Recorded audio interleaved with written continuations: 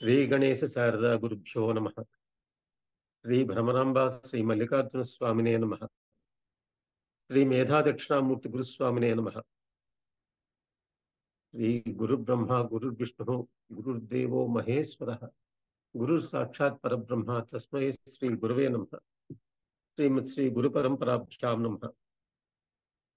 వాగర్థావివ సంపృక్తో వాగర్థ ప్రతిపత్తే జగతః పితరౌ వందే పార్వతీ పరమేశ్వరౌ. వందే పార్వతీ పరమేశ్వరౌ. సామే వసతు జిహ్వాగ్రే బ్రహ్మరూపా సరస్వతి ప్రణో దేవి సరస్వతి వాజైభిర్వాజినీవతి ధీనామగ్త్రివతు ధీనామగ్త్రివతు ధీనామగ్త్రివతు. శ్రీమాత్రే నమః. ధర్మజ్ఞం ధార్మికం ధీరం ధర్మాత్మానం దయానిధిం జ్యోతిశాస్త్ర ప్రవక్తారం పరాశర మునిం అహం భజే. పరాశర మహర్షి నమస్కారాలు తెలియజేస్తూ వాగ్దేవి కళాపీఠం నాకు ఈ అవకాశాన్ని కల్పించింది. ఇలాగా మీ అందరితో ఈ క్రోధినామ సంవత్సర పర్వదినాన పంచాంగ ప్రవచనం చేయడానికి ఈ అవకాశం కల్పించారు. వాగ్దేవి కళాపీఠం వాళ్ళు చాలా సత్కార్యాలు చేస్తున్నారు. పిల్లలకి చక్కగా పద్యాలు నేర్పించడం, ప్రోత్సాహ పోటీలు పెట్టడం, సాంస్కృతిక కార్యక్రమాలు, సాంప్రదాయ పద్ధతి నేర్పించడం, ఇటువంటివన్నీ చేస్తున్నారు. ఇలాంటి పీఠము అంటే పీఠ వేరు పీఠం వేరండి. పీఠ అంటే మనం పూజ చేసుకుంటాం, పీఠ వేసుకుంటాం, ఆ పీఠ తీసేస్తాం. అలా దానికి చలనం అనేది ఉంటుంది. పీఠానికి చలనం అనేది ఉండదు. పీఠం స్థిరంగా ఉంటుంది. అలాగా ఈ వాగ్దేవి కళాపీఠం అనేది స్థిరంగా ఉండి దినదిన ప్రవర్ధమానంగా ఇలాగ ఇటువంటి కార్యాలు చేస్తూ పిల్లల్ని చిరంజీవులందరినీ వృద్ధిలోకి తీసుకొస్తూ ఉండాలని ఆకాంక్షిస్తూ ఇటువంటి కార్యక్రమాలు చేస్తున్న ఇలాంటి సాంస్కృతిక సాంప్రదాయ పీఠాలకి సంఘాలకి ప్రభుత్వం కూడా తమ వంతు సహాయం అందజేస్తే చాలా బాగుంటుందని నా అభిప్రాయం. సరే, ఇంకా అందరికీ శ్రీ క్రోధినామ సంవత్సర ఉగాది శుభాకాంక్షలు. ముందుగా పంచాంగ పఠనం, పంచాంగ శ్రవణం, పంచాంగ ప్రవచనం ఈ వివరణ గురించి రెండు వాక్యాలు. పంచాంగ పఠనం అంటే ఇంట్లో పెద్దవాళ్ళు ఉంటారు, బామ్మగారు తాతగారు ఉంటారు. పిల్లాడిని పిలిచి, నాన్న ఇవాళ తిథి ఏమిటో చూడరా, పంచాంగం చూస్తూ, లేకపోతే తెలుగు క్యాలెండర్ ఉంటుంది అంటూ చూసి చెప్పరా అంటే వాడు చూసి చెప్పేస్తాడు. వాడికి చదవడం మాత్రమే వస్తుంది. వాడు ఏదో 8వ తరగతి 9వ తరగతి చదువుకుంటూ ఉంటాడు. ఆ క్యాలెండర్ చూసి చెప్పేస్తాడు. ఇవాళ ఏకాదశి లేకపోతే ఇవాళ దశమి అని ఏదో చెప్తాడు. అప్పుడు ఆ బామ్మగారో ఆ తాతగారు ఎవరో ఇవాళ ఉపవాసం ఉండొచ్చా, లేకపోతే ఇవాళ ఈ పని చేసుకోవచ్చా లేదా అనేది నిర్ణయించుకుంటారు. ఇప్పుడు ఆ పిల్లవాడు చేసింది పఠనం మాత్రమే. వాడికి దాని గురించి పరిజ్ఞానం లేదు. ఆ వాళ్ళు శ్రవణం చేశారు. వాళ్ళ జ్ఞానం ఎంతవరకు అంటే ఆ రోజు ఏకాదశి, లేకపోతే ఆ రోజు ఇంకో తిథి, ఆ రోజు చేయవలసిన కార్యక్రమాలు ఏమిటి అనేది వాళ్ళు చూసుకుని దాని ప్రకారంగా ప్రవర్తించుకుంటారు. వాళ్ళు చేసింది శ్రవణం. పఠనం పిల్లాడు చేశాడు, శ్రవణం ఆ పెద్దవాళ్ళు, చదవలేని వాళ్ళు అంటే వాళ్ళకి ఆ వయసులో ఆసక్తులు అయ్యి ఉండి చదవలేని వాడు. ఇప్పుడు ప్రవచనం అంటే ఏమిటంటే ఒక విషయాన్ని విపులంగా, వివరంగా, విస్తారంగా విశ్లేషిస్తూ తెలియచేయడం ప్రవచనకర్త చేసే పని. అలాగే ఇవాళ ఈ పంచాంగ ప్రవచనం అనేది ప్రయత్నిస్తాను నేను. దీంట్లో నేను మీకు అంటే వినేవారికి, శ్రోతలకిను అమ్మవారికి మధ్యని ఒక పరికరంగా మాత్రమే ఉన్నాను నేను. అంటే ఈ ప్రవచనం చేసేదంతా అమ్మవారు మాత్రమే.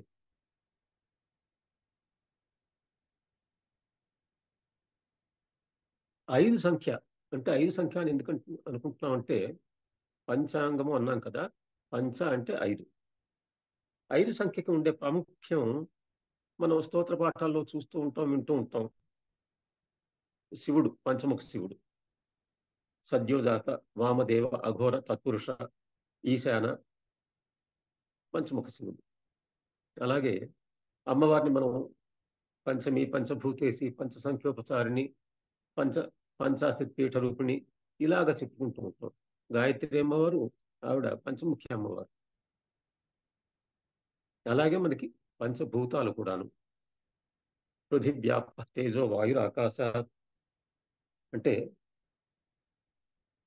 వీటిని ఈ పృథివీ, ఆపహ, తేజో, వాయు, ఆకాశ వీటిని విలోమ క్రమంలో చదువుకుంటే ముందు ఆకాశం నుండి వాయువు వస్తుంది. ఆకాశము అంటే శూన్యము. ఈ శూన్యం నుంచి వాయువు వస్తుంది. వాయు వలన అగ్ని. వాయు వలన అగ్ని ఎలా పుడుతుంది అంటే ఉదాహరణకి ఇప్పుడు పెద్ద అరణ్యాలలో అటువంటి చోట్ల 2 చెట్లు ఒరుసుకున్నాయి అనుకోండి, 2 చెట్లు రాసుకున్నాయి అనుకోండి, అది మెల్లమెల్లగా అగ్ని రాజుకుంటుంది అక్కడ. అది అలా రాజుకుని రాజుకుని పెద్దగా దావానలం అవుతుంది. మన చిన్నప్పుడు మన ఇళ్లలో పొయ్యి వెలిగించి ఒక గొట్టం ద్వారా గాలి ఊదేవాళ్ళు. నిప్పు రాజుకుంటోంది అక్కడ, నిప్పు ఎక్కువ అవుతోంది, ప్రజ్వలిస్తోంది. అలాగా గాలి ద్వారా, వాయువు ద్వారా అగ్ని వస్తుంది. అలాగే దాని తర్వాత అగ్ని వల్ల నీరు సంభవిస్తుంది. అగ్ని వల్ల నీరు ఎలా సంభవిస్తుంది? ఎప్పుడైతే మనం అగ్ని ప్రజ్వలిస్తామో అంటే యజ్ఞాలు, యాగాలు, హోమాలు ఇటువంటి చేస్తూ ఉంటామో, ఎక్కడైతే వేడి పుడుతుందో అక్కడ ఆ చుట్టుపక్కల వాతావరణంలో ఉండే తేమ అంతా కూడాను ఆవిరై పైన మేఘాలకి వెళ్తాయి. ఆ ఆవిరంతా పైకి వెళ్తుంది. వెళ్ళి తత్సమయంలో మళ్ళీ వర్షిస్తాయి. అది అగ్ని వల్ల నీరు ఏర్పడే పద్ధతి. తర్వాత నీటి నుండి భూమి. నీటిలోంచి భూమి ఎలాగొస్తుంది అంటే మనకు ఉదాహరణకి మన నదులు ఉన్నాయి. కృష్ణ, గోదావరి మన తెలుగు రాష్ట్రాల్లో ఉన్న నదులు. ఆ నదుల్లో మధ్య మధ్య లంకలు ఉంటాయి. ఆ లంకలేమిటి? నీళ్లలోంచి ఉద్భవించిన భూమి. మనకి చాలా సులభంగా చెప్పుకోవాలంటే మనం మన భారతదేశం చిత్రపటం కింద శ్రీలంక ఉంటుంది. ఆ శ్రీలంక నీటిలోంచి పైకి వచ్చినట్టు మనకందరికీ కనిపిస్తుంది. అది లంక. అలాగా నీటి నుంచి భూమి కూడా వస్తుంది.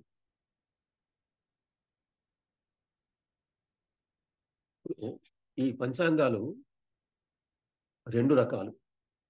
2 రకాలు ఏమిటి అంటే పూర్వ సిద్ధాంతం, దృక్ సిద్ధాంతం అని. పూర్వ సిద్ధాంతం ఏమిటి అంటే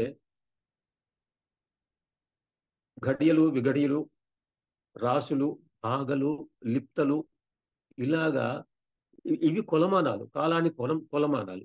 వాటిల్లో గుణించేవారు ఆ రోజుల్లో పంచాంగం. అయితే కొంతకాలం తర్వాత గంటల్లోకి మార్చుకోవడం మొదలుపెట్టారు. అందుకే ఇప్పుడు అన్ని పంచాంగాల మీద గంటల పంచాంగం అని ప్రత్యేకించి రాస్తున్నారు. ఇంతకుముందు రాసేవారు కాదు పాత పంచాంగాలు. ఇప్పుడు ప్రత్యేకించి గంటల పంచాంగం రాస్తున్నారు. ఎందుకు? ఇప్పుడు కొలమానాలు గంటలు, నిమిషాలు, సెకండ్లు కాలానికి కొలమానం ఇది.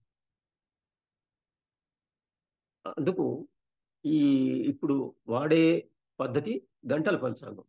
ఈ గంటల పంచాంగంలో మళ్ళీ 2 రకాలు. దృక్ సిద్ధాంతము, పూర్వ సిద్ధాంతం. అదే పూర్వ సిద్ధాంతం ఏమిటి? అలా రాసుకుంటూ వచ్చేవారు అన్ని ఆ, తిథులు, వారాలు, నక్షత్రాలు అవన్నీ కూడా అలా గుణించేవారు. ఇప్పుడు అలా కాదు. గుణించడం కాదు. దూరదర్శిని అంటే టెలిస్కోప్ ద్వారా చూస్తున్నారు. దృక్ సిద్ధాంతం చూసి మరీ రాస్తున్నారు. గుణించి రాయడమే కాదు, ఇప్పుడు చూసి మరీ రాస్తున్నారు. అంటే సూర్యుడు నిజంగా ఎక్కడున్నాడు, ఫలానా గ్రహం, ఒక గ్రహం అంటే గురుగ్రహం ఎక్కడుంది, శనిగ్రహం ఎక్కడుంది, రాహు ఎక్కడుంది, ఇలాగా ఈ గ్రహాన్ని చూసి రాయడాన్ని దృక్ సిద్ధాంతము అంటారు. ఈ పంచాంగం, ఈ జ్ఞానం వల్ల అంటే పంచాంగం చదువుకోవడం వల్ల, పంచాంగం చదవడం వల్ల కలిగే ఫలితం ఏమిటో కూడా చక్కగా చెప్పారు ఇక్కడ. శ్రీ కళ్యాణ గుణావహం రిపుహరం దుస్వప్న దోషాపహం గంగా స్నాన విశేష పుణ్య ఫలదం గోదానతుల్యం నృణాం ఆయుర్వృద్ధిదం ఆయుర్వృద్ధిదముత్తమం శుభకరం సంతాన సంపత్ప్రదం నానాకర్మ సుసాధనం సముచితం పంచాంగమాకర్ణ్యతాం. శ్రీకళ్యాణ గుణావహం. వహం వహం అంటే వహించేది, వహించి ఉండేది, అంటే మంచి గుణాలు కలిగి ఉండేది. మనం పుస్తకాలు ఎన్నో చూస్తూ ఉంటాం, ఎన్నో రకాల పుస్తకాలు చూస్తూ ఉంటాం. అని అటువంటి పుస్తకాల్లో ఈ పంచాంగాన్ని కనుక చూస్తే దీ దీంట్లో కేవలం మంచి మాత్రమే రాసి ఉంటుంది, శుభం మాత్రమే రాసి ఉంటుంది. శ్రీ కళ్యాణ గుణావహం. రిపుహరం అంటే రిపుహరం శత్రువుల్ని జయించడానికి. శత్రువులను జయించడానికి ఏ రోజు బయలుదేరితే మంచిది, ఏ ఏ ఏ నిమిషంలో, ఏ గంటలో మొదలైతే, ఏ హోరలో బయలుదేరితే బాగుంటుంది అంటే ఆ రోజు నక్షత్రం చూసుకోవడం, ఆ రోజు వారం, అప్పుడు దుర్ముహూర్తం ఉందా లేదా, వర్జం ఉందా లేదా. అభిజిన్ లగ్నం అయితే చాలా మంచిది. అభిజిన్ లగ్నం అంటే సాధారణంగా మధ్యాహ్నం పూట వస్తుంది. అభిజిన్ లగ్నం ఉందా, అటువంటి సమయంలో బయలుదేరితే బాగుంటుంది. అదే ఎలా తెలుస్తుంది? అది పంచాంగం వల్లే తెలుస్తుంది. అందుకు రిపుహరం. దుస్వప్న దోషాపహం. దుస్వప్న ఫలితాలు కూడా ఇందులో రాస్తారు కాబట్టి ఆ ఫలితాలు తెలుసుకుని వాటి పరిహారం ఏదో చూసుకోవడం.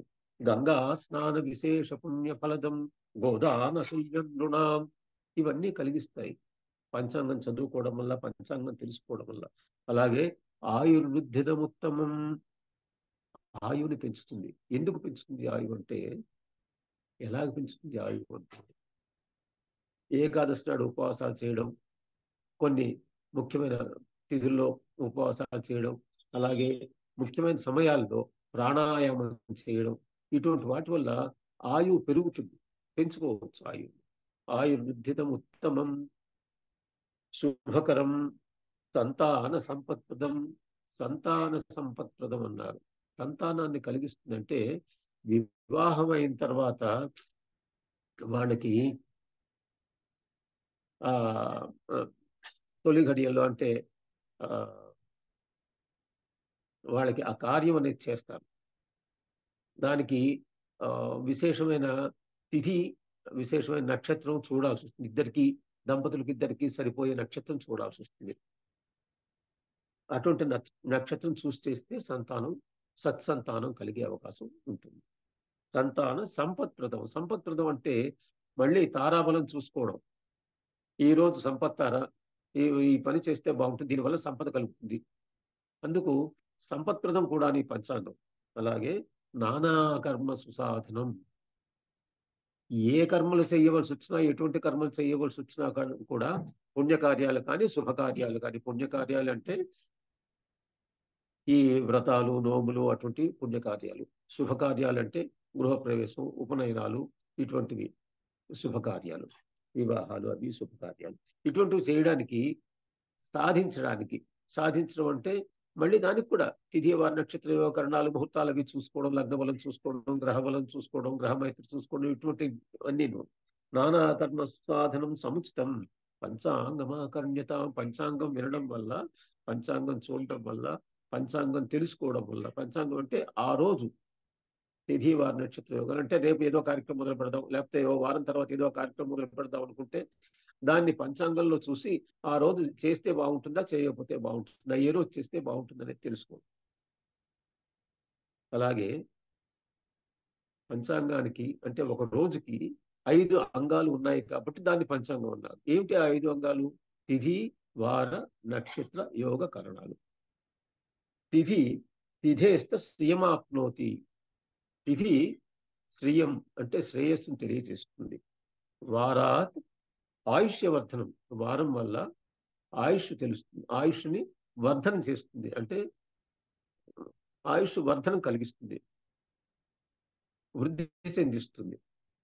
నక్షత్రాత్ హరతే పాపం. నక్షత్రం వల్ల పాపాన్ని హరించుకోవచ్చు. యోగాత్ రోగ నివారణం. పూర్వం ఆయుర్వేద వైద్యుడి దగ్గరికి వెళ్ళినప్పుడు ఆ రోగికి ఆ రోజు తారాబలం చూసి ఆ రోజు యోగం ఏమిటో చూసేవారు. సిద్ధ యోగం ఉందా, సాధ్య యోగం ఉందా, శివయోగం ఉందా, ఇటువంటి మంచి యోగాలు, శుభయోగాలు చూసి వాళ్ళకి వైద్యం మొదలు పెట్టేవారు. అందుకు యోగా రోగ నివారణం. కరణాత్ కార్యసిద్ధిశ్చ. కరణాత్ కార్య. కరణం అంటే ఒక పని చెయ్యడం. ఏ కరణంలో ఏ పని చేస్తే ఆ కార్యం సిద్ధించవచ్చు, సాధించవచ్చు అనేది కరణాత్ కార్యసిద్ధిశ్చ, దాన్ని పంచాంగం వల్ల మనకు తెలుస్తుంది. ఇది ఈ 5 అంగాల యొక్క విశేషం. మరి ఈ పంచాంగం ప్రవచనం చేసుకునేటప్పుడు ఉగాది నాడు మనం ప్రతి ఉగాదికి మనం ఇది చేస్తూ ఉంటాం. ఏదో రాశి ఫలాలు, మాస ఫలాలు, సంవత్సర ఫలాలు తెలుసుకుంటే చాలా అంటే అది మాత్రం సరిపోదు. ఏం తెలుసుకోవాలి మరి? అది సంవత్సర ఫలం అంటే మాస ఫలం అన్నా, వార ఫలం అన్నా, దినఫలం అన్నా స్థూలంగా చెప్తాను. స్థూలంగా చెప్పడం అంటే మేషరాశి వాళ్ళకి లాగుంటుందండి, లేకపోతే కృత్తికా నక్షత్రం వాళ్ళకి లాగుంటుందని చెప్తారు. కృత్తికా నక్షత్రంలో మరి ఎంతమంది ఉంటారు? కొన్ని వేల లక్షల మంది ఉంటారు కదా. అందరికీ ఒకలాగుంటుందా? అందరికీ ఒకలాగా ఉండకపోవచ్చు కదా. అందుకు అది ఎలా తెలుస్తుంది? ఉదాహరణకి గురువు లాభంలో ఉన్నాడండి, చాలా బాగా జరుగుతుందట. అంటే మీనరాశి వాళ్ళకి గురువు లాభంలో ఉన్నాడండి, చాలా బాగా జరుగుతుందని ఎలా చెప్పగలం? అక్కడ గురువు నీచపడతాడు మకర రాశి. లేకపోతే మిథున రాశి ఉందనుకోండి, మిథున రాశికి శని ఏకాదశిలో ఉండండి, అబ్బో చాలా బాగుంటుందండి, ఈ సంవత్సరం మీకు చాలా బాగుంటుందని చెప్తే శని అక్కడ మేషరాశి, మిథునానికి ఏకాదశం మేషరాశి వస్తుంది. ఆ మేషరాశిలో శని నీచపడతాడు. మరి ఏకాదశిలో శని ఏం లాభం చేయగలుగుతాడు అక్కడ? ఒకటి గుడ్డులో వెళ్ళే ఏమిటంటే మేలు చేయకపోయినా కీడు చేయకపోవచ్చు. అందుకు అందరికీ ఒకలాగా ఉండదు అది. అలాగే వాళ్ళ జాతకాలు అంటే పుట్టినప్పుడు ఉన్న గ్రహస్థితి, ఈ రోజు గ్రహస్థితి అంటే కార్యాన్ని ఏదో కార్యం ఏదో ముహూర్తం పెట్టుకుంటారు కదా, ఆ రోజు గ్రహస్థితి, ఆ రెండింటినీ బేరీజు వేసుకుంటూ తర్వాత ఆ జాతకుడి యొక్క అంటే ఆ కార్య సాధకుడి యొక్క మహాదశ అంతర్దశ ఏం జరుగుతోంది వాటిని కూడా క్రోడీకరించి అప్పుడు ఫలితాల్ని తెలుసుకోవాలి. అంతేగాని కేవలం పంచాంగం చూసి ఈ రోజు ఈ తిథి కదా అన్ని బాగుంటాయి, ఇవాళ పంచమం అండి చాలా బాగుంటుందండి, ఇవాళ సప్తమం అండి చాలా బాగుంటుందంటే సప్తమం బాగానే ఉంటుంది, సప్తం మంచిదే. కానీ ఆ రోజు నక్షత్రం ఆ జా ఆ జాతకుడికి ఆ సాధకుడికి తారాబలం బాగుందా లేదా అనేది తెలుసుకోవాలి. అందుకు స్థూలంగా చెప్తారు. ఈరోజు పంచాంగ శ్రవణంలో, పంచాంగ ప్రవచనంలో తెలుసుకునే ఈ ఫలితాలన్నీ కూడాను స్థూలంగా మాత్రమే తెలుస్తాయి. సూక్ష్మంగా పంచాంగం చూస్తే తెలుస్తుంది. ఇంకా మహాదశ, అంతర్దశలు, జాతకాలు కూడా క్రోడీకరించి చూస్తే ఇంకొంచెం మెరుగ్గా తెలుసుకోవచ్చు. ఈ పంచాంగణం అనేది గణనం అనేది ఆయా ప్రాంతాలను బట్టి చేస్తారు. అంటే ఉదాహరణకి మనకి భాగ్యనగరానికి ఒకలాగా, విజయవాడకు ఒకలాగా, రాజమహేంద్రవరానికి ఒకలాగా, అలాగా ఒక్కొక్క ప్రాంతానికి ఒక్కొక్కలాగా చేస్తారు. భాగ్యనగర వాసులు నేమాని వారి పంచాంగం, ఇంకో పిడపర్తి వారి పంచాంగం తీసుకుంటే, పిడపర్తి వారి పంచాంగం, నేమాని వారి పంచాంగం అవి కాకినాడకి, రాజమహేంద్రవరానికి అటువంటి ప్రాంతాలకు రాస్తారు. అది మనం భాగ్యనగరానికి చెయ్యాలి అంటే లగ్న సంస్కారం, ప్రాంతీయ సంస్కారం చేసుకోవాలి, దేశ సంస్కారం చేసుకోవాలి. అందుకు ఏ ప్రాంతానికి రాసిన పంచాంగం, ఏ ప్రాంతానికి ముహూర్తాలు పెట్టాలనుకుంటున్నారో, ఏ ప్రాంతంలో కార్యం నిర్వహించాలనుకుంటున్నారో ఆ ప్రాంతం యొక్క పంచాంగం వాడితే మంచిది. ఇప్పుడు భాగ్యనగరానికి ఇప్పుడు కుప్ప ఆంజనేయ శాస్త్రి గారు దైవజ్ఞులు ఆయన రాశారు. భాగ్యనగర వాసులు ఆ పంచాంగం వాడుకోవచ్చు. అలాగే రాజమహేంద్రం వాళ్ళు, కాకినాడ వాళ్ళు నేమాని వారి పంచాంగం కానీ, పిడపర్తి వారి పంచాంగం కానీ, రేలంగి తెంగరాల వారి పంచాంగం కానీ అలాగా ఆయా ప్రాంతాల వారు వాళ్ళు వాడుకోవడం మంచిది. మనం ప్రస్తుతం కలియుగంలో ఉన్నాం. కలియుగ ప్రమాణం 4,32,000 సంవత్సరాలు. దీని కృతయుగం ద్వాపర యుగం. ఈ ద్వాపర యుగం అంటే 2. ద్వాపర యుగం అంటే కలియుగానికి 2 రెట్లు. అది 8,64,000 సంవత్సరాలు. ఇక దాని పూర్వయుగం త్రేతాయుగం. ఆ త్రేతాయుగం 3 అంటే త్రేత అంటే 3 రెట్లు. అంటే కలియుగానికి 3 రెట్ల కాలం ఉంటుందని. కలియుగం 4,32,000 అయితే త్రేతాయుగం 3 రెట్లు కాబట్టి 12,96,000 సంవత్సరాలు ఉంటుంది. దానికి పూర్వం అంటే త్రేతాయుగానికి పూర్వం కృతయుగం ఉండేది. ఆ కృతయుగం మన కలియుగానికి, మనం ఇప్పుడున్న కలియుగానికి 4 రెట్లు ఉంటుంది. అంటే 4,32,000 సంవత్సరాలకు 4 రెట్లు అంటే 17,28,000 సంవత్సరాలు. అందుకే ఏమిటంటే ఆయా యుగాల్లో వాళ్ళ జీవన ప్రమాణం అంతంత ఉండేది. ఆ రాజుగారు 10,000 సంవత్సరాలు రాజ్యం చేసేవారన్నారు. 10,000 సంవత్సరాలు రాజ్యం చేసే వాళ్ళు వాళ్ళ ఆయు ప్రమాణం ఎంత అయి ఉంటుంది? ఇప్పుడు కలియుగ ఆయు ప్రమాణం ఎంత ఇప్పుడు? ఇప్పుడు 60 సంవత్సరాలు, 70 సంవత్సరాలు ఆయు ప్రమాణంగా తీసుకుంటారు. 100 సంవత్సరాలు కూడా జీవించి ఉన్న వాళ్ళు కూడా ఉండవచ్చు. అలాగా. ఇప్పుడు కలియుగ కాల ప్రమాణం 4,32,000 సంవత్సరాలు అని చెప్పుకున్నాం కదా! దాంట్లో 5,125 సంవత్సరాలు గడిచిపోయాయి. 4,32,000 సంవత్సరాల్లో 5,125 సంవత్సరాలు మాత్రమే గడిచాయి. ఇవాళ 5,126వ సంవత్సరంలో అడుగుపెట్టాం మనం. ఇక ఇవాల్టి పంచాంగం. ఇవాల్టి పంచాంగం ఏమిటంటే మనకి తెలుగు సంవత్సరాలు ప్రభవ, విభవ, శుక్ల, ప్రమోదూత, ప్రజోత్పత్తి ఇలాగ తెలుగు సంవత్సరాలు. ఇవి 60 తెలుగు సంవత్సరాలు. ఈ 60 తెలుగు సంవత్సరాల్లో ఇవాళ ఈ క్రోధినామ సంవత్సరం ఇవాళ ప్రారంభమైంది. ఇది 38వ సంవత్సరం. ఇది 1964లో 1964, 65లో ఒకసారి వచ్చింది. ఇప్పుడు మళ్ళీ 60 సంవత్సరాల తర్వాత పునరావృతం అవుతుంది. అయ్యింది.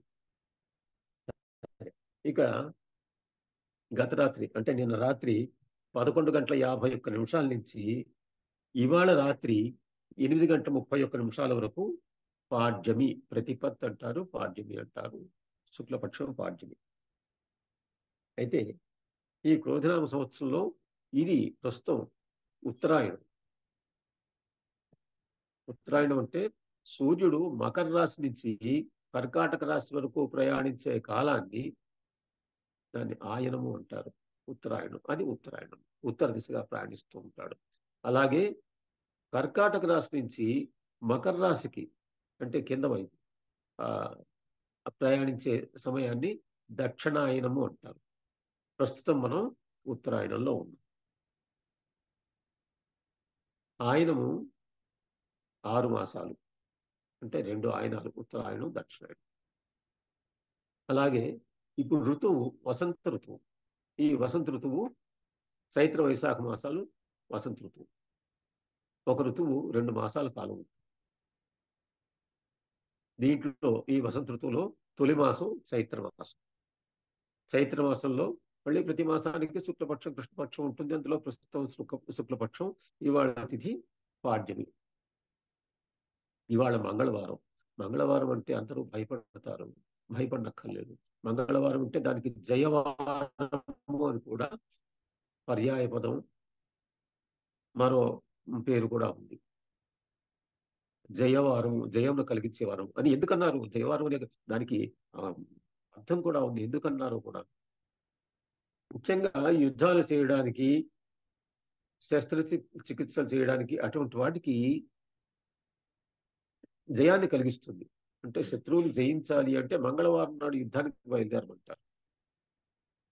అందుకు దీనికి జయవారము అని పేరు. సరే, ఇవాళ ఉదయం 7:32 వరకు రేవతి నక్షత్రం, తదుపరి అంతా అంటే అహోరాత్రం పూర్తిగా కూడాను అశ్విని నక్షత్రం ఉంటుంది. ఇవాళ మధ్యాహ్నం 2:18 వరకు నైధృతి యోగం, తర్వాత విష్కుంభ యోగం. ఇవాళ కరణం ఉదయం 10:09 వరకు కింస్తుభ్య కరణం, తర్వాత భవకరణం రాత్రి 8:31 వరకు, ఆ తర్వాత బాలవకరణం. సూర్యోదయం 6:05 అయింది. సూర్యాస్తమయం 6:30కి సాయంత్రం. అలాగే చంద్రోదయం, సూర్యోదయం సమయంలోనే చంద్రోదయం కూడా అవుతుంది ఈ శుక్లపక్షం ప్రతిపత్తి నాడు. దాదాపుగా అక్కడ అంటే సూర్యచంద్రులు అక్కడ కలిసి ఉంటారు అమావాస్య తర్వాత మొదలైన. రోజు రోజుకి చంద్రోదయం 6:18 అయింది. ఈ రోజు రోజుకి సూర్యచంద్రుల మధ్య దూరం పెరుగుతూ ఉంటుంది. శుక్లపక్షంలో పౌర్ణమి వరకు పెరుగుతూ ఉంటుంది. పౌర్ణమి నుంచి అమావాస్య వరకు వచ్చేసరికి అక్కడ వాళ్ళిద్దరి మధ్య దూరం తగ్గుతూ ఉంటుంది. అయితే ఈ ఇద్దరికి శుక్లపక్షంలోనూ కృష్ణపక్షంలోనూ కూడాను మధ్య దూరం సమానంగా ఉండేది అష్టమి నాడు. అంటే శుక్లాష్టమి నాడు, బహుళాష్టమి అని, కృష్ణాష్టమి అన్నా కూడా ఒకటి. ఆ కృష్ణాష్టమి నాడు కూడాను ఒకే దూరం, మధ్య దూరం ఒకలాగే ఉంటుంది. తర్వాత దుర్ముహూర్తం. దుర్ముహూర్తం అనేది వార దుర్ముహూర్తం అంటారు. వార దుర్ముహూర్తం వారాన్ని బట్టి. అంటే ఆదివారం దుర్ముహూర్తం ఒక రోజు ఒక సమయంలో ఉంటుంది, సోమవారం ఇంకో సమయంలో ఉంటుంది, మంగళవారం ఇంకో సమయంలో ఉంటుంది. ఇవాళ మంగళవారం కాబట్టి దుర్ముహూర్తం 48 నిమిషాలు ఉంటుంది. వర్జం 1:36 అంటే 96 నిమిషాలు. ఇవాళ మంగళవారం కాబట్టి దుర్ముహూర్తం 8:34 నుంచి 9:22 వరకు ఉదయం పూట దుర్ముహూర్తం ఉంది. అలాగే యమగండ కాలం ఉదయం 9:11 నుంచి 10:44 వరకు. పునర్దుర్ముహూర్తం రాత్రి మళ్ళీ ఇంకో దుర్ముహూర్తం ఉంది ఇవాళ మంగళవారం నాడు. అది రాత్రి 11:08.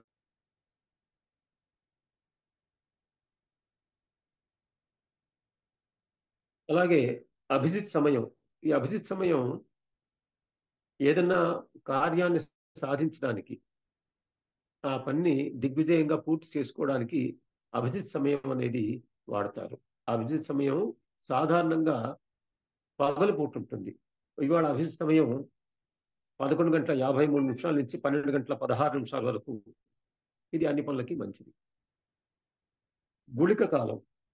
గుళిక కాలం మధ్యాహ్నం 12:15 నుంచి మధ్యాహ్నం 13 గంటల అంటే 1:51 వరకు. రాహుకాలం. మంగళవారం సాధారణంగా అందరికీ తెలిసిన రాహుకాలం 3 గంటల నుంచి 4:30 వరకు అంటాం. కానీ సూర్యోదయ సూర్యాస్తమయాల్ని బట్టి మారుతుంది. అందుకు ఇవాళ 3 గంటల అంటే మధ్యాహ్నం 3:23 నుంచి సాయంత్రం 4:57 వరకు రాహుకాలం. ఈ రాహుకాలం, గుళిక కాలం, యమగండ కాలం, అలాగే వర్జ్యం, ఇవన్నీ కూడాను మనం త్యజించవలసినవి. అంటే వదిలేయాలి. ఆ సమయంలో ఎటువంటి పనులు చేయకూడదు. ఎటువంటి పనులు అంటే నూతన కార్యక్రమాలు ఏవి కూడా ప్రారంభించకూడదు. అది అభిజిత్ సమయంలో ప్రారంభించవచ్చు. అలాగే అమృత గడియల్లో ప్రారంభించవచ్చు. ఈరోజు అమృత గడియలు రాత్రి 10:38 నుంచి అర్ధరాత్రి 1:04 వరకు అమృత గడియలు ఉన్నాయి. వర్జం ఇందాక చెప్పాను నేను. వర్జం నక్షత్ర ప్రమాణాన్ని బట్టి చెప్తారు. ఆ వర్జం ఇవాళ రాత్రి 1:30 నుంచి రాత్రి 2:57 వరకు వర్జం ఉంది. అంటే ఏమిటి? ఇవాళ అహోరాత్రము కూడా మనకి వర్జం లేదు. అది ఎప్పుడో అర్ధరాత్రి వస్తుంది. సూర్యరాశి మీనం. అంటే సూర్యుడు మీనంలో ఉన్నాడు. చంద్రరాశి మేషం, అశ్విని నక్షత్రం కాబట్టి చంద్రుడు మేషరాశిలో ఉన్నాడు. ఇవాళ హూణ తేదీ. హూణ తేదీ అంటే ఆంగ్ల తిథి. ఆ హూణ తేదీ ఇవాళ 9 ఏప్రిల్ 2024 సంవత్సరం. ఇక ఇవాళ ఇప్పుడు ఈ సంవత్సరం గురించి తెలుసుకుందాం. శ్రీ క్రోధనామ సంవత్సర జగల్లగ్నం. జగల్లగ్నానికి ఈ జగల్లగ్నం వృశ్చిక లగ్నం అయింది. ఈ వృశ్చిక లగ్నానికి అధిపతి కుజుడు. జగల్లగ్నం వల్ల ఏమిటి తెలుస్తుంది అంటే, ప్రపంచంలో ఎన్నో దేశాలు ఉన్నాయి కదా. అందులో మన దేశం భారతదేశం ఒకటి. అన్ని దేశాలకి వాటికి పరస్పర సంబంధాలు ఎలా ఉంటాయి, అక్కడ వాతావరణాలు ఎలా ఉంటాయి, వాళ్ళ మధ్య సంబంధ బాంధవ్యాలు ఎలా ఉంటాయి, ఇవన్నీ తెలుసుకోవడానికి జగల్లగ్నం బాగా ఉపయోగిస్తారు. అలాగే వర్షలగ్నం. క్రోధినామ సంవత్సరంలో వర్షలగ్నం ధనుర్లగ్నం అయింది. ధనుర్లగ్నానికి అధిపతి గురువు. వర్షలగ్నం అంటే ఏమిటి? మనం సంకల్పంలో చెప్పుకుంటూ ఉంటాం. భరత వర్షే భరతఖండే మేరో దక్షిణ దిగ్భాగే ఇలా చెప్పుకుంటాం. భరత వర్షము అంటే దేశము పేరు. ఈ భారతదేశానికి లగ్నం ఏమిటి అంటే ఇప్పుడు ఈ సంవత్సరంలో ధనుర్లగ్నం. ఇది మన దేశం యొక్క స్థితిగతులు తెలుసుకోవడానికి ఉపయోగిస్తారు. శ్రీ క్రోధినామ సంవత్సర గ్రహదేవత శని. గ్రహదేవత భౌతిక తత్వాన్ని తెలియజేస్తుంది. అంటే శని కాబట్టి ఈ సంవత్సరం ఎలా ఉంటుంది అనేది స్థూలంగా తెలుసుకోవచ్చు. మంగళవారం మొదలైంది కాబట్టి స్థూలంగా తెలుసుకోవచ్చు. దీనికి అధిపతి కుజుడు కాబట్టి స్థూలంగా తెలుసుకోవచ్చు. ఇది కుజహోరలం మొదలైంది కాబట్టి స్థూలంగా తెలుసుకోవచ్చు. అలాగా ఈ సంవత్సరానికి గ్రహదేవత శని. ఈ శనేశ్వరుడికి అధిదేవత. ప్రతి గ్రహానికి కూడా అధిదేవత ప్రత్యదేవతలు ఉంటారు. ఈ శనేశ్వరుడికి అధిదేవత యముడు. యముడు ఈ శనిదేవుడి యొక్క ప్రవృత్తిని తెలియజేస్తాడు. అధిదేవత ప్రవృత్తిని తెలియజేస్తాడు, శని యొక్క ప్రవృత్తిని. అలాగే ప్రత్యదేవత ప్రజాపతి. ఈ ప్రజాపతి ఆ శని యొక్క ప్రభావాన్ని, అంటే ఒకళ్ళు ప్రవృత్తిని తెలియజేస్తే ఇంకోళ్ళు ప్రభావాన్ని తెలియజేస్తారు. ఇక నవనాయకులు. ఈ సంవత్సరానికి నవనాయకులు. నాయకులు 30 మంది ఉంటారు. ఆ 30 మందిలో ముఖ్యమైన వాళ్ళు 9 మంది.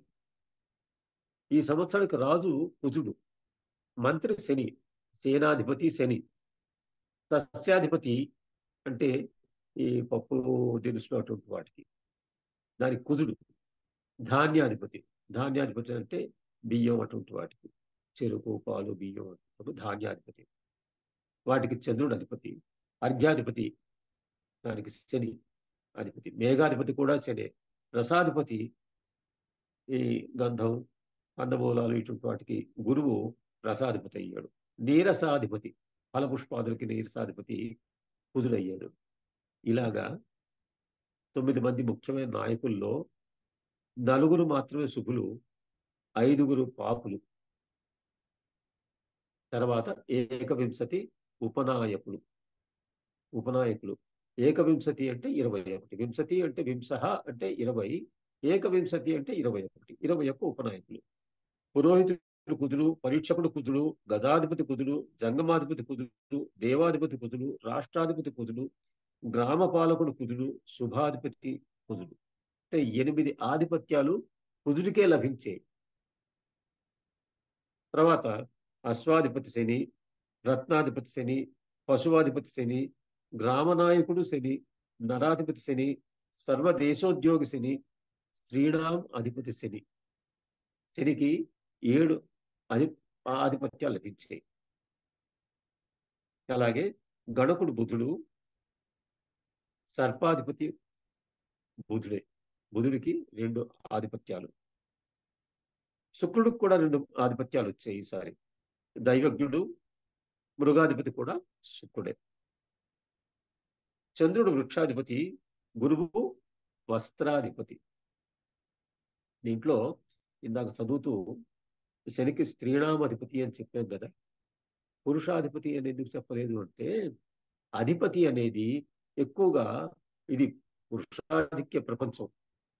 ఏ ఏ దేశంలో చూసినా పురుషాధిక్య ప్రపంచం కాబట్టి స్త్రీలకు అధిపతే చెప్తారు, పురుషాధిపతి చెప్పరు.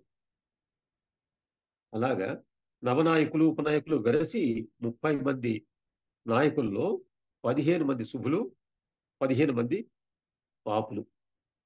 అంటే సమంగా ఉన్నాయి. సరే, ఇక వచ్చే నెల మే నెల 1వ తారీఖు నుంచి గురువు వృషభ రాశిలోకి ప్రవేశిస్తాడు. ఇప్పుడు మేష రాశిలో ఉన్నట్టు వస్తాం. మే 1ని వృషభ రాశిలోకి ప్రవేశిస్తాడు. అప్పటి నుంచి నర్మదా నది పుష్కరాలు, దాన్నే రేవా నది కూడా అంటారు, ఆ నర్మదా నది పుష్కరాలు మొదలవుతాయి. ఈ సంవత్సరం అంతా కూడాను శని కుంభంలోనే ఉంటాడు. రాహు మీనంలోను, కేతువు కన్యలోనే ఉంటారు. ఇక 26 ఏప్రిల్ 2024 నుండి 11 జూలై 2024 వరకు, అంటే దాదాపు 2.5 సంవత్సరాలు శుక్రమూఢమి. అది ఆషాఢంతో పూర్తవుతుంది. ఆషాఢ మాసం 4 ఆగస్టు 2024 వరకు ఆషాఢ మాసం. సో ఈ శుక్రమూఢం ఉన్నంత కాలం, తర్వాత ఆషాఢ మాసం కూడా కలిసింది కాబట్టి అంతకాలం వరకు ముహూర్తాలు ఉండవు. అంటే గృహప్రవేశాలు కానీ, వివాహాలు కానీ, ఉపనయనాలు, ఇటువంటివన్నిటికీ శుభకార్యాలకి, పుణ్యకార్యాలు చేసుకోవచ్చు, వ్రతాలు నోములు అటువంటి చేసుకోవచ్చు, శుభకార్యాలకి ముహూర్తాలు ఉండవు. ఇంకా 4 సెప్టెంబర్ 2024 నుంచి 2 అక్టోబర్ 2వ తారీఖు నెల వరకు భాద్రపద మాసం. ఆ భాద్రపద మాసంలో మళ్ళీ ముహూర్తాలు ఉండవు, అది శూన్యమాసమే. శ్రావణంలో మాత్రం ముహూర్తాలు ఉంటాయి. తర్వాత ఆశ్వీజం నుంచి, ఎప్పటి నుంచి ఆశ్వీజం అంటే 3 అక్టోబర్ నుంచి ఆశ్వీజం. ఆ ఆశ్వీజం నుంచి మనకి మళ్ళీ ముహూర్తాలు మొదలవుతాయి. అంటే ఆశ్వీజ మాసం అంటే మనకి విజయదశమి ఉత్సవాలు, దసరా ఉత్సవాలు, నవరాత్రులు చేసుకుంటాం కదా. ఆ నవరాత్రుల్లో మనకి మళ్ళీ ముహూర్తాలు మొదలవుతాయి. ఈ శుక్రమూఢం సమయంలోనే గురుమూఢం కూడా ఉంది. మే 3వ తారీఖు నుంచి జూన్ 3వ తారీఖు వరకు, అంటే ఒక నెల పాటు, ఒక మాసం పాటు గురుమూఢం కూడా ఉంది. గురుమూఢము శుక్రమూఢం కూడా ఉంది, రెండు ఉన్నాయి. మూఢాలు అన్ని గ్రహాలకే ఉంటాయి, కానీ ముఖ్యంగా నైసర్గిక శుభగ్రహాలు అయిన ఈ గురు శుక్రులకి మాత్రమే చూస్తారు, మిగతా వాటిని పట్టించుకోరు. రాగల అంటే రాబోయే 13 మార్చి 2025 నుంచి 29 మార్చి 2025 వరకు మళ్ళీ, అంటే వచ్చే సంవత్సరం, అప్పుడు మళ్ళీ శుక్రమూఢం మొదలవు. ఈ సంవత్సరం అంటే ఈ క్రోధనామ సంవత్సరంలో గ్రహణాలు లేవు. అంటే గ్రహణాలు లేవంటే మన దేశానికి గ్రహణాలు లేవు, మన దేశంలో కనిపించే గ్రహణాలు లేవు. మిగతా దేశంలో ఎక్కడో ఉంటాయి, మనకి కనిపించదు. కాబట్టి మనం ఆ గ్రహణం యొక్క నియమాన్ని మనం పాటించే అవసరం లేదు. తర్వాత 16 జూలై 2024 రాత్రి 11:15 నుంచి రవి కర్కాటక ప్రవేశం చేయడంతో మనకి దక్షిణాయనం ప్రారంభం. అలాగే 14 జనవరి 2025 మధ్యాహ్నం 3 గంటల 23 నిమిషాలకి రవి మకరంలో ప్రవేశిస్తాడు. ఆ రోజు నుంచి ఉత్తరాయణం ప్రారంభమవుతుంది. ఆ రోజే మకర సంక్రాంతి, అంటే మధ్యాహ్నం మొదలవుతుంది కాబట్టి తర్వాత రోజు సంక్రాంతి పర్వదినం చేసుకుంటారు. తర్వాత కర్తరి అంటాం. ఈ 4 మే 2024 నుండి చిన్న కర్తరి, 11 మే 2024 నుండి 28 మే 2024 వరకు నిజ కర్తరి. ఈ కర్తరిలో ముఖ్యంగా కలపకు సంబంధించిన పనులు చేయరు. అంటే కర్రతో చేయవలసింది, కర్ర పనులు చేయకూడదు. ఎందుకు చేయకూడదు అంటే, ఇందాక పంచభూతాల గురించి మనం చెప్పుకున్నప్పుడు దావానలము, దావాగ్ని వాటి చెప్పుకున్నాం కదా. అంటే 2 వృక్షాలు రాసుకుని పెద్దగా అగ్ని రాసుకుంటుందని, అలాగ అటువంటి ప్రమాదం సంభవించే అవకాశం ఉందేమోనండి. ఈ కత్తరి కాలంలో ఎటువంటి గృహ సంబంధమైన పనులు చేయరు. గృహ సంబంధం అంటే గృహానికి సంబంధించినవన్నీ కర్రతోటి ఎక్కువగా జరుగుతూ ఉంటాయి. కర్ర లేకుండా ఇల్లు కట్టుకోలేము. అలాగా కర్తర్లో మనం గృహ సంబంధమైన పనులు చేయకూడదు. ఇక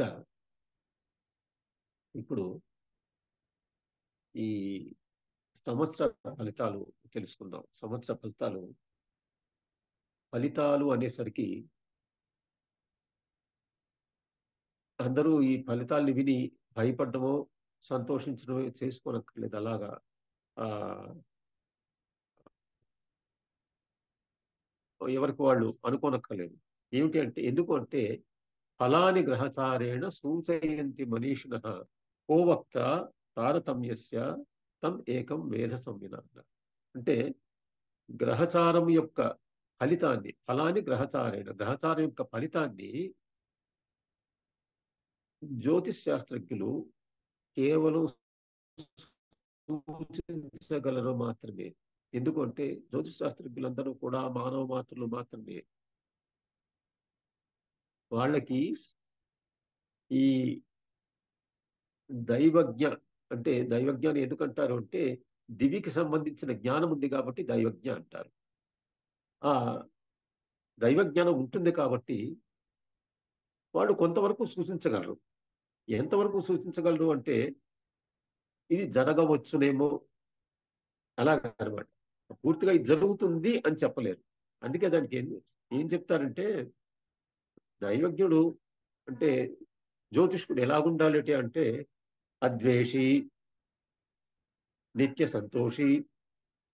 చూడండి, ద్వేషం ఉండకూడదు. ద్వేషం ఉన్నవాడు జ్యోతిష్కుడు అవ్వలేడు. అద్వేషి, నిత్య సంతోషి, ఎప్పుడు సంతోషంగా ఉండాలి. మనకి పోతన భాగవతం చెప్తారు, సంతోషకి ఎప్పుడు జరుగు సుఖము, సంతసం సంతసంబున ముక్తి సతీదురుకు అని కూడా చెప్తారు ఆయన శుక్రనీతి.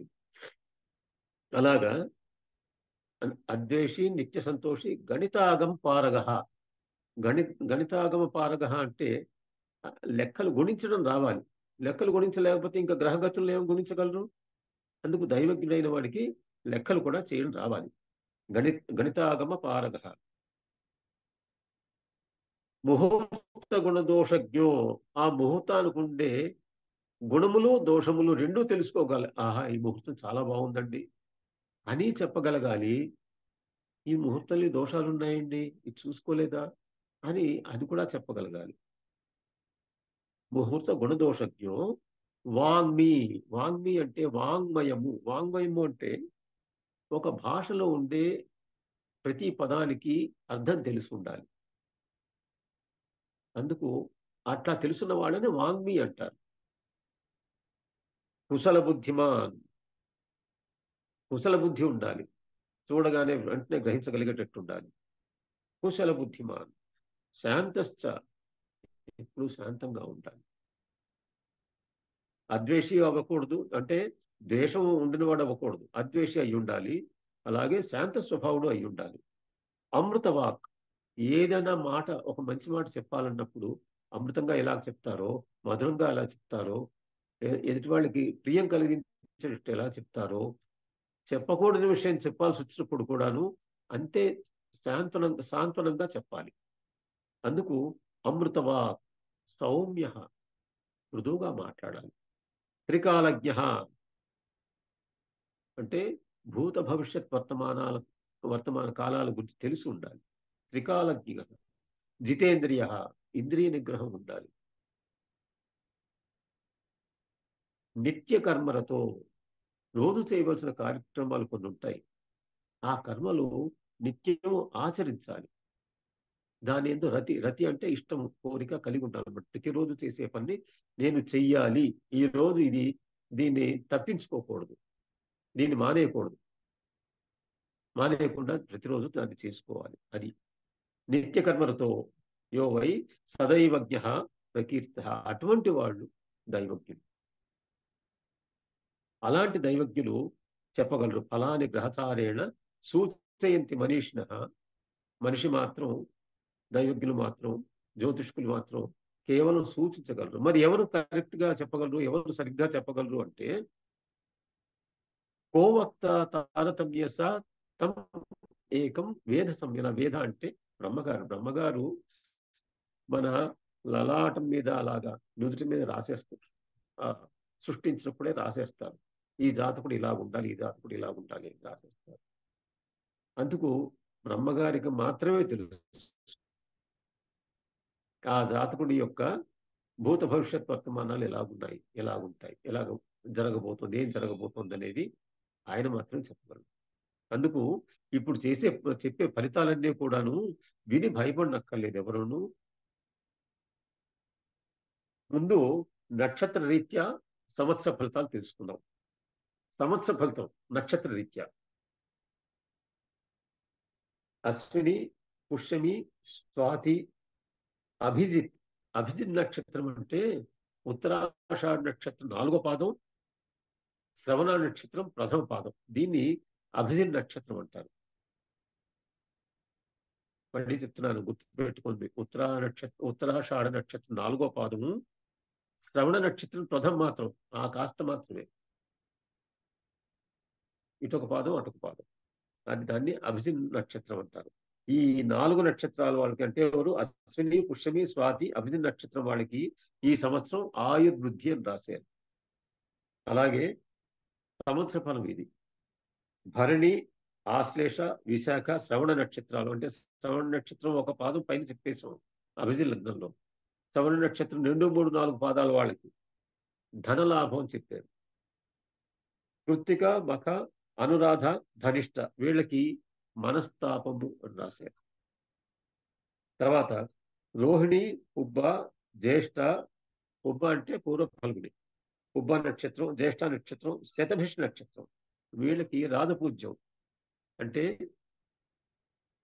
కార్యాలయంలో అక్కడ గౌరవం దక్కుతుంది. ప్రభుత్వ కార్యాలయంలో అటువంటి చోట రాజపూజ్యం. ప్రభుత్వ కార్యాలయంలో కాదు, ఉన్నత కార్యాలయంలో, ఉన్నత పదవుల్లో, ఎక్కడున్నా ఉన్నత పదవుల్లో ఉన్న వాళ్ళ వల్ల రాజపూజ్యం కలుగుతుంది. తర్వాత మృగశిర, ఉత్తర అంటే ఉత్తర ఫల్గుని నక్షత్రం, ఉత్తర, మూల, పూర్వభాద్ర వీళ్ళకి కలహము అని రాశారు. దీనికి ఏం భయపడనక్కర్లేదు. అలాగే ఇది స్థూలంగా మాత్రమే చెప్పబడింది. ఆరుద్ర, హస్త, పూర్వాషాఢ, ఉత్తరాభాద్ర నక్షత్రాల వాళ్ళకి అలంకార ప్రాప్తి. తర్వాత పునర్వసు, చిత్త, ఉత్తరాషాఢ, రేవతి వీళ్ళకి వ్యాధి అని రాశారు. తర్వాత ఇప్పుడు ఇవి సంవత్సర ఫలితాలు. ఈ సంవత్సర ఫలితాన్ని మళ్ళీ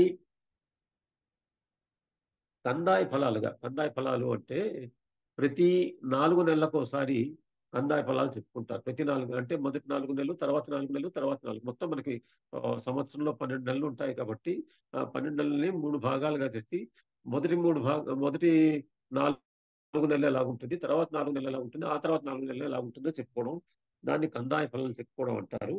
దీంట్లో 0 వస్తే శూన్య ఫలం అంతే.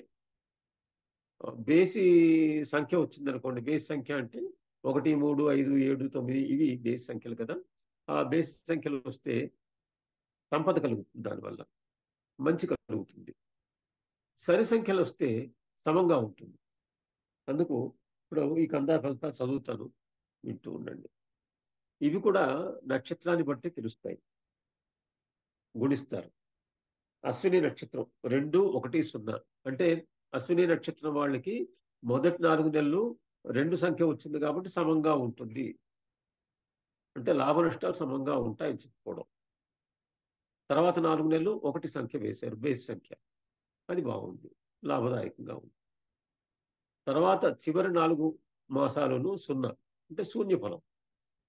తర్వాత భరణి 5, 2, 2, కృత్తిక 0, 0, 4, రోహిణి 3, 1, 1, మృగశిర 6, 2, 3, ఆరుద్ర 1, 0, 0, పునర్వసు 4, 1, 2, పుష్యమి 7, 2, 4, ఆశ్లేష 2, 0, 4, మఖ 5, 1, 3 అంటే మఖ నక్షత్రానికి మొదటి 4 మాసాలు 5 అంటే బేస్ సంఖ్య వచ్చింది కాబట్టి బాగుంది. తర్వాత 4 నెలలు 1 సంఖ్య వేశారు, అది బాగుంటుంది బేస్ సంఖ్య కాబట్టి. తర్వాత సంఖ్య కూడా తర్వాత 4 మాసాలు 3 సంఖ్య వేశారు కాబట్టి అది బాగుంటుంది. ఉబ్బ అంటే పూర్వ ఫల్గుణ నక్షత్రం అంటాం కదా, దానికి 0, 2, 0. ఉత్తర ఫల్గుణ నక్షత్రం 3, 0, 2. హస్త 6, 1, 4. చిత్తా నక్షత్రం వాళ్ళకి 1, 2, 1 వేశారు. తర్వాత స్వాతి వస్తుంది, అది 4, 0, 3. విశాఖ నక్షత్రం 7, 1, 0. అనురాధ 2, 2, 2. అనురాధ నక్షత్రం వృశ్చిక రాశిలో ఉంటుంది, దానికి 2, 2, 2 చెప్పారు. తర్వాత 5, 0, 4 జ్యేష్ఠ నక్షత్రం వాళ్ళకి. మూలా నక్షత్రం వాళ్ళకి 0, 1, 1 అంటే మొదటి 4 నెలలు కూడాను శూన్య ఫలము. తర్వాత 4 నెలలు, ఆ తర్వాత 4 నెలలు కూడా 1, 1 వేశారు. పూర్వాషాఢ నక్షత్రం వాళ్ళకి 3, 2, 3. ఉత్తరాషాఢ నక్షత్రం వాళ్ళకి 6, 0, 6.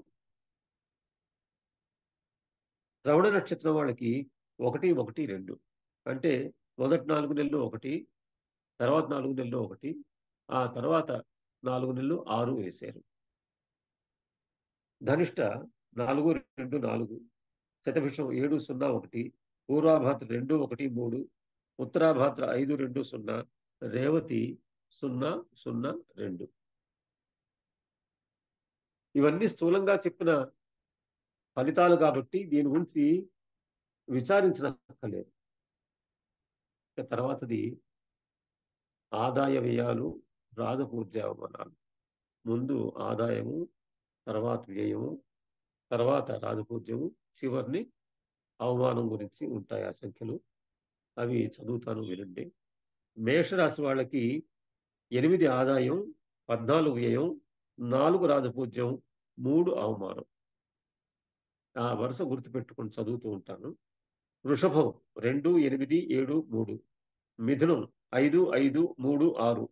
కర్కాటకం 14, 2, 6, 6 అంటే 14 ఆదాయం, 2 మాత్రం వ్యయం, 6, 6 అంటే రాజపూజ్య అవమానాలు 2 కూడా సమానంగా ఉన్నాయి. సింహం 2, 14 ఏమిటి ఆదాయం వ్యయం, రాజపూజ్య అవమానాలు 2, 2 వేశారు. కన్యరాశి వాళ్ళకి 5, 5, 5, 2 అంటే ఆదాయం వ్యయం కూడా సమానంగా ఉన్నాయి. రాజపూజ్య అవమానాలకు వచ్చేసరికి రాజపూజ్యం 5, అవమానం 2 వేశారు కన్యరాశి వాళ్ళకి. తులారాశి వాళ్ళకి 2, 8, 1, 5. వృశ్చిక రాశి వాళ్ళకి 8, 14, 4, 5. ధనస్సు వాళ్ళకి 11, 5 అంటే 11 ఆదాయం అయితే 5 మాత్రమే వ్యయం. రాజపూజ్యం 7 ఉంది, అవమానం 5. మకరం 14, 14 అంటే 2 సమానంగా ఉన్నాయి. ఆదాయ వ్యయాలు 2 కూడా అధికంగా సంపాదిస్తారు, అలాగే ఖర్చు పెడతారు కూడా. రాజపూజ్యం 3, అవమానం 1. కుంభం 14, 14, 6, 1 రాజపూజ్య అవమానాలు. మీనరాశి వాళ్ళకి 11 ఆదాయం, 5 వ్యయం, 2 రాజపూజ్యం, 4 అవమానం. ఇవి ఈ సంవత్సరానికి సంబంధించిన ఫలితాలు. రాశిని బట్టి ఇందాకంతా నక్షత్రాన్ని బట్టి చెప్పుకున్నాం, కందాయ ఫలాలు, సంవత్సర ఫలాలు. ఇవి రాశిని బట్టి ఏ రాశికి ఎలాగుంటుందని మేము చెప్పుకున్నాం. దీంట్లో గురువు ఇప్పుడు 1వ తారీఖు మే 1 నుంచి గురువు మారుతాడు కాబట్టి వృషభ రాశిలోకి వస్తాడు కాబట్టి ఆ వృషభ రాశి యొక్క చారము అంటే చరించడం, చలనం, మార్పు అన్నమాట. అది వృషభ రాశిలోకి వచ్చినప్పుడు ఎవరికి ఎలాగుంటుంది అంటే మిథున రాశి వాళ్ళకి ఏరులో ఉంటాడు, కర్కాటక రాశి వాళ్ళకి లాభంలో ఉంటాడు. అలాగ ఒక్కొక్కరికి ఒక్కో చోట ఉంటాడు. సో ఎవరికి అవసరం ఉంటే అంటే గ్రహ శాంతులు చేయించుకోవాలి. ఎవరు చేయించుకోవాలంటే మిథున రాశి వాళ్ళు చేయించుకోవాలి. తర్వాత ధనుర్రాశి వాళ్ళు చేయించుకోవాలి. ధనుర్రాశి వాళ్ళకి షష్టమ గురువు అవుతాడు. అలాగే తులారాశి వాళ్ళకి అష్టమ గురువు అవుతాడు. ఇలాగా ఈ రాశి వాళ్ళు చేసుకోవాలి. అలాగే శని ఈ సంవత్సరం అంతా కూడా కుంభరాశిలోనే స్వక్షేత్రంలోనే ఉంటాడు కాబట్టి ఈ స్వక్షేత్రంలో కర్కాటక రాశి వాళ్ళకి అది అష్టమ గురువు అవుతుంది. వృశ్చికం వాళ్ళకి అర్ధాష్టమ గురువు, శని అష్టమ శని అవుతుంది. వృశ్చిక రాశి వాళ్ళకి అర్ధాష్టమ శని అవుతుంది. అందుకు వాళ్ళు కొంచెం జాగ్రత్తగా ఉండాలి. ఆ గ్రహ శాంతులు చేసుకోవాలి. మనకి తాపత్రయములు అనేవి ఉంటాయి. తాపత్రయములు అంటే ఆధ్యాత్మిక, ఆది భౌతిక, ఆది దైవిక. ఇవి 3 రకాల తాపములు. తాపములు అంటే బాధలు, తపించడం, బాధ బాధ కలగడం అన్నమాట. ఆధ్యాత్మిక అంటే ఆత్మ అంటే తనకు తాను, నేను ఆత్మ అంటే ఆత్మజుడు అంటే తనకి తాను పుట్టినవాడు. అలాగే ఆత్మయోని స్వయం జాతో, విష్ణువు గురించి చెప్తారు కదా, అయోని యోని నిలయ అమ్మవారి గురించి చెప్తారు. వాళ్ళు స్వయంభూలు, ఎవరికి పుట్టలేదు. ఆత్మ అంటే నేను అన్నమాట. సో ఈ ఆత్మ, ఈ తాపత్రయంలో ఈ ఆత్మ అంటే ఆధ్యాత్మికం అంటే ఏమిటి అంటే తన వల్ల తనకు కలిగే తాపం. తన వల్ల తనకు కలిగే తాపం ఏమిటంటే తను చేసే పనుల వల్ల తనకి ఏదో నష్టం కలగడం. దాన్ని ఆధ్యాత్మిక తాపం అంటారు. తర్వాత ఆది భౌతిక. ఆది భౌతిక అంటే తను కాకుండా ఇంకోళ్ళ వల్ల. ఇంకొకళ్ళు అంటే మరో శరీరం ఏదన్నా కావచ్చు. మరో ప్రాణి ఏదన్నా కావచ్చు.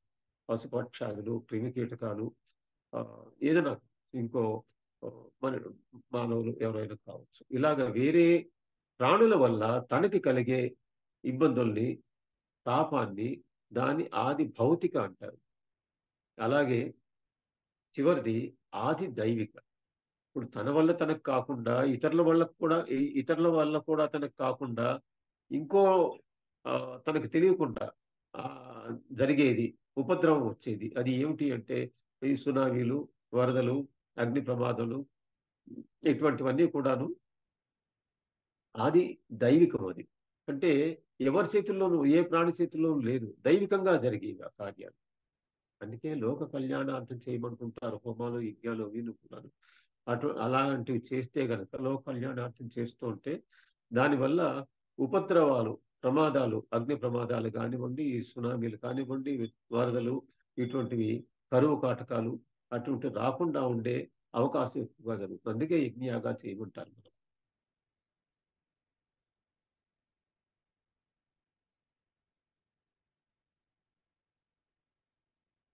అవి ఆ హోమాలు అవి ఎవరు చెయ్యాలి అంటే పండితులు, పురోహితులు అంటే ఆ విషయం గురించి బాగా పరిజ్ఞానం ఉన్నవాళ్ళు, జ్ఞానం ఉన్నవాళ్ళు, వాళ్ళు చెయ్యాలి. అందరూ చేయలేరు. అంటే ఆహ్, ఇప్పుడు ఉదాహరణకి ఒక భాష బాగా ఆంగ్లం బాగా తెలుసున్న వాళ్ళు గ్రంథాలయానికెళ్ళి ఒక పుస్తకం తెచ్చుకొని శస్త్రచికిత్స చేస్తానంటే ఎంత ప్రమాదమో అది.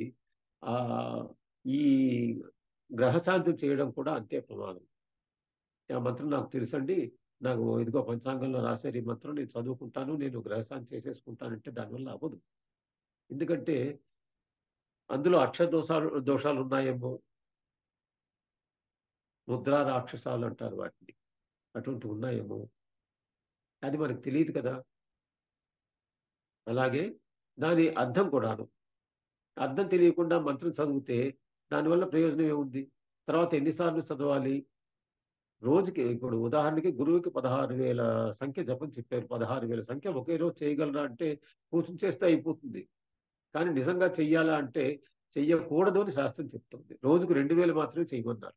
2,000 మించి చేయకూడదన్నారు. అంటే మనిషి ఆయాస పడకుండా నిరాటంకంగా, సుఖంగా, సునాయాసంగా చేయగలగాలి. అందుకు దానికి ఒక పరిమితి పెట్టారు. అలాగా ఇటువంటివన్నీ ఉంటాయి కాబట్టి అవి ఎవరికి తెలుస్తాయి? ఆ పండితులకు మాత్రమే తెలుసు. ఆ వృత్తిలో ఉన్న వాళ్ళకి తెలుసు. వాళ్ళ చేతే చేయించాలి. అంతేగాని ఈ పుస్తకంలో రాశారండి, ఆ వారపత్రికలో రాశారండి, అందుకు నేను చేసేస్తున్నానండి అంటే అది దానివల్ల అవ్వదు. సరే ఇవి కాకుండా అంటే ఈ గ్రహశాంతులు కాకుండా అందరూ చేసుకోగలిగే కొన్ని పరిహారాలు, శాంతి కార్యక్రమాలు ఎలాంటివి ఉంటాయంటే ఉదాహరణకి నిరాటకంగా ఏదన్నా పని సాగాలంటే విఘ్నేశ్వరుడికి దండం పెట్టుకోవడం, విఘ్నేశ్వరుడికి ఏమన్నా ఆయనకి సంబంధించిన స్తోత్రాలు, దండకాలు అటువంటివి చదువుకోవడం. ఆహ్, ఈ సంకష్టహర గణపతి చతుర్థి వస్తుంది. అటువంటప్పుడు దేవాలయానికెళ్ళి వినాయకుడికి ఏమన్నా అర్చనలు, అభిషేకాలు అవి చేయించడం. అలాంటివి మన చేతుల్లో ఉన్నాయి. మనం చేసుకోవచ్చు. గ్రహ పరిహారాలు మాత్రం పండితులు మాత్రమే చేయాలి. అలాగే శత్రుబాధ నివారణానికి సుబ్రహ్మణ్య స్వామిని గాని, ఆంజనేయ స్వామిని గాని అర్చించడం, ప్రసన్నం చేసుకోవడం. అవే అర్చనలు, పూజలు అవి చేయించుకోవడం. వివాహం జరగడానికి పార్వతీ పరమేశ్వర కళ్యాణం చేయించడం, లేకపోతే లక్ష్మీనారాయణ, సీతారాముల కళ్యాణం చేయించడం. ఇలాంటివి చేయించడం వల్ల వివాహాలు తొందరగా జరిగే అవకాశం ఎక్కువగా ఉంటుంది. అన్యోన్య దాంపత్యానికి వివాహం అయిన తర్వాత అన్యోన్య దాంపత్యానికి అర్ధనారీశ్వర స్తోత్రం చదువుకోవడం. ఇవన్నీ సులభ మార్గాలు. మనకి వీలైన మార్గాలు.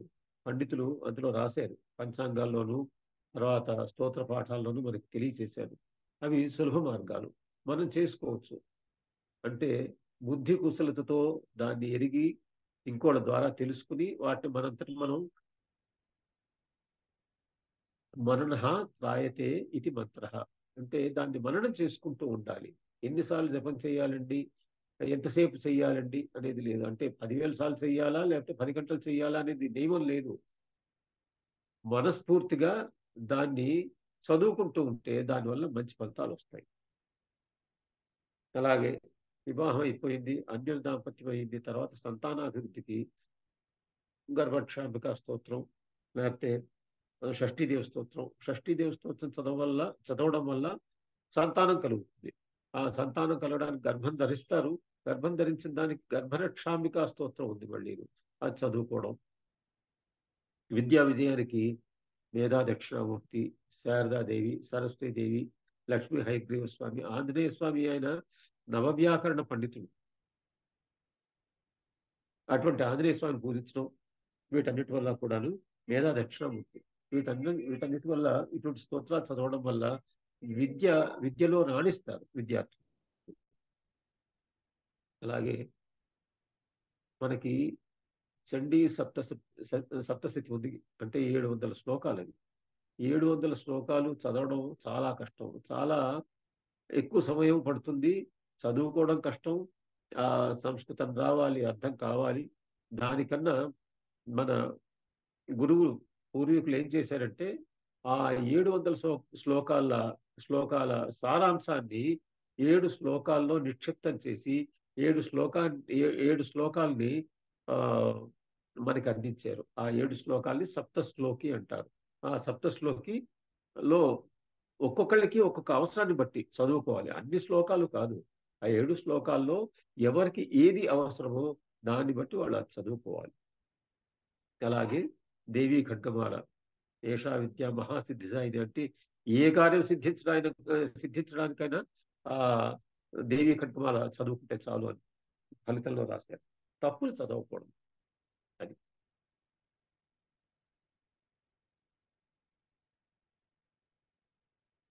ఇది నేటి పంచాంగ ప్రవచనం. స్వస్తి ప్రజాభ్యः పరిపాలయంతం న్యాయేన మార్గేణ మహీం మహీషాః గోబ్రాహ్మణేభ్యः శుభమస్తు నిత్యం. అంటే గోవుల వల్ల, బ్రాహ్మణుల వల్ల శుభమస్తు నిత్యం, మంచి జరుగు కాక అని చెప్పడం. గోబ్రాహ్మణేభ్యः శుభమస్తు నిత్యం, లోకాః సమస్తాః సుఖినో భవంతు. లోకమంతా బాగుండాలి. మన రాష్ట్రం, మన దేశం అని కాకుండా ప్రపంచం అంతా బాగుండాలి. లోకాః సమస్త సుఖినో భవంతు అని అన్నారు. శివ శాంతిరస్తు శివం మే అస్తు. గ్రహాః కుర్వంతు మంగళం. స్వస్తి. శ్రీమాత్రే నమః.